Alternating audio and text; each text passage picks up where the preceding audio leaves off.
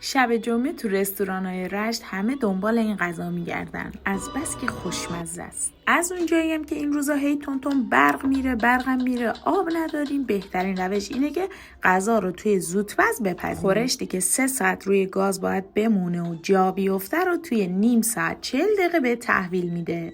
خلاصه پیازا رو خلالی خورد کردم، گوجه فرنگی های قرمزم نگینی خورد کردم، پیازای خلالی رو به کره ذوب شده اضافه کردم، زردچوبه زدم و تفت دادم.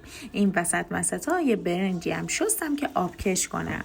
گوشت رو به پیازمون اضافه میکنیم و قشنگ سرخش میکنیم. حالا نوبت گوجه های نگینی شده است. اونم اضافه میکنیم. رب گوجه فرنگی، رب آلوچه، رب انار فرق نمیکنه.